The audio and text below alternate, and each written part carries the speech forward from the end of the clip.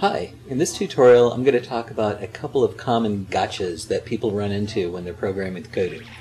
So first, let's go into the load world and find our empty world. I'm just going to create an area that lets us play around with some things. Okay, I like the grass terrain, pick that.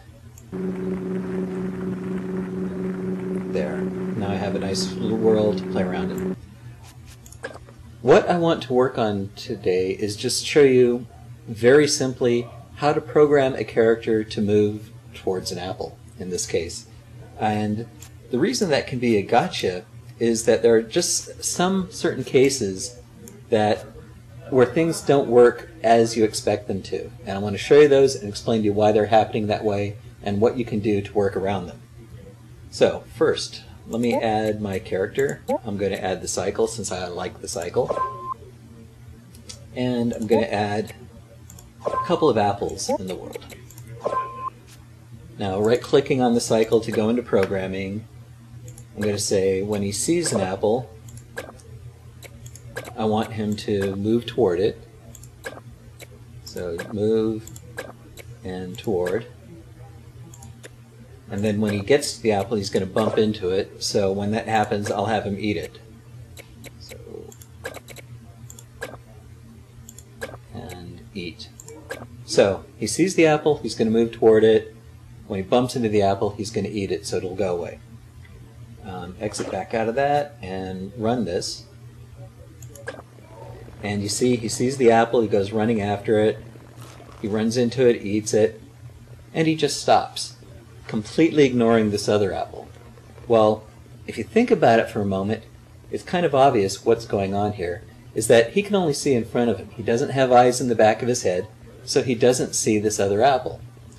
So what we can do is we can tell him, well, you know, if you don't see any apples, how about just wandering around? So go back to the programming, go to the editing UI, program him, and here we're going to add move wander. Now here's a couple of things. We've got two different move statements here. We've got one that says when you see an apple, move toward. You've also got move wander.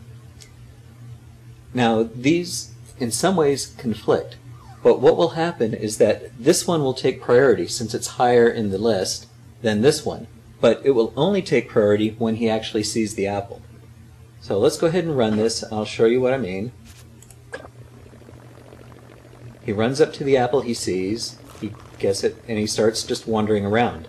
Now eventually he'll turn around because he's wandering and he'll see this other apple.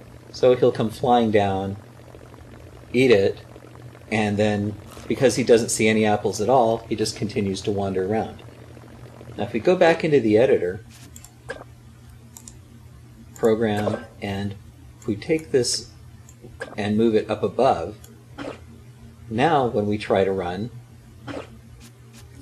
you'll see what happens is he just wanders around because now that it's above the other move, it has priority. Okay, one other kind of quirky thing that you may have noticed, let's move this back down to where it belongs, is that I completely left the one side of this blank. What that means is that there's no test there. Here we're testing to see if we see an apple.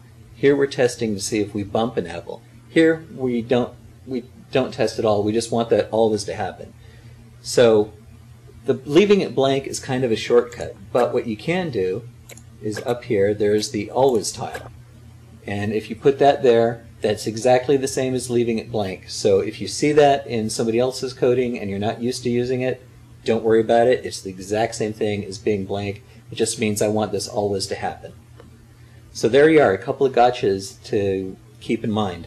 The always tile acts like just like leaving it blank, which means that yes, we always want this to happen.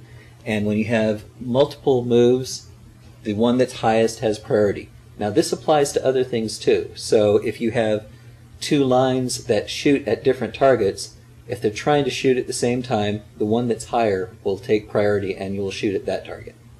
Anyway, have fun.